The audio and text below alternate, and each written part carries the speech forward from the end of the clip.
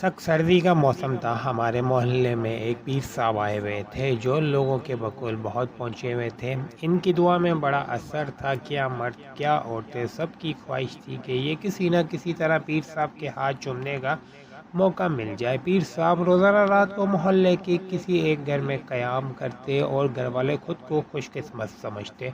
وہاں پر ان کی خوب خدمت سیوا کی جاتی تھی۔ پھر ایک رات ہمارے گھر والوں کو پیر صاحب کی خدمت کا موقع مل گیا۔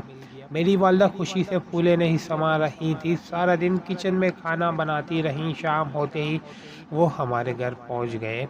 میری والدہ اور والد نے مزید کھانوں سے ان کی توجہ۔ پیر صاحب نے ہاتھ اٹھا کر لمبی دعا مانگی اور میری بھولی بھالی ماں خوشی سے نہال ہو گئی۔ رات کو ابو ڈیوٹی پر چلے گئے اور پیر صاحب کا بستر بیٹھک پہ لگا دیا گیا۔ جب سونے کا وقت آیا تو پیر صاحب نے میری امی سے کہا کہ سونے سے پہلے مجھے ٹانگیں دبانے کی عادت ہے ورنہ مجھے نیند نہیں آتی۔ امی نے جھٹ سے مجھے حکم جاری کر دیا کہ ارم بیٹی بابا جی کی ٹانگیں دبا دو، اور خود کمرے سے باہر نکل گئیں۔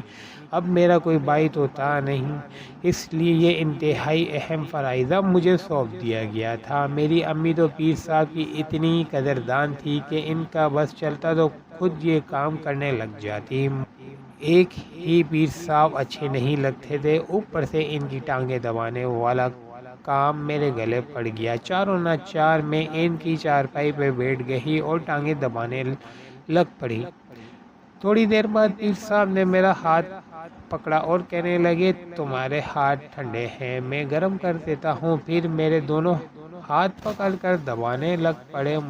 مجھے بہت الجھن محسوس ہونے لگی، لیکن ایک تو وہ بڑے ہر دل عزیز تھے، دوسرا میں ناسمجھ بچی تھی، اس لیے خاموشی سے ان کے بستر میں بیٹھی رہی کہ وہ ناراض نہ ہو جائیں۔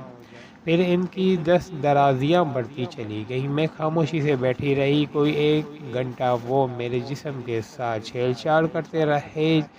جب ان کا دل بڑھ گیا تو مجھے کہنے لگے کہ اب جا کر سو جاؤ، باقی کل رات دبانا۔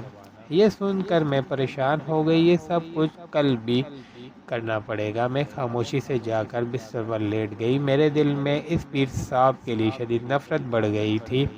مجھے اس شخص کا اصلی چہرہ پتہ چل گیا تھا جس کو سب سر آنکھوں پر بٹھاتے تھے، لیکن میں چاہ کر بھی کچھ نہیں کر سکتی تھی۔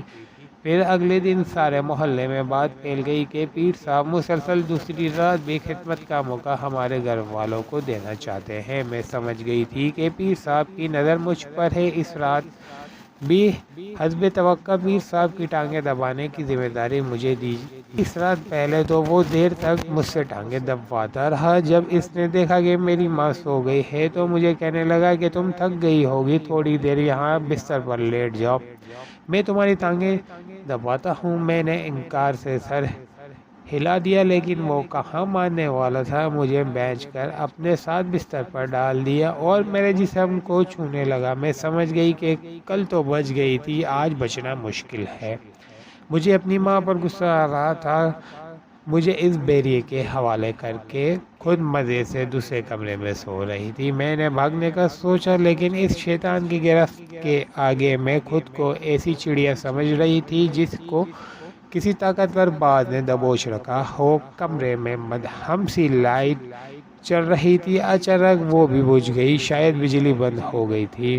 میں بے بس ہو کر اپنی بربادی کا تماشا دیکھنے لگی۔ اب وہ جعلی پیر بستر سے اٹھ کر بیٹھا ہوا تھا اور میں قسمت کی ماری خوف سے آنکھیں بند کے لیٹی ہوئی تھی۔ اچانک ایک زوردار آواز آئی اور ساتھ ہی مجھ پر پیر صاحب کی گرفت ڈھیلی پڑ گئی۔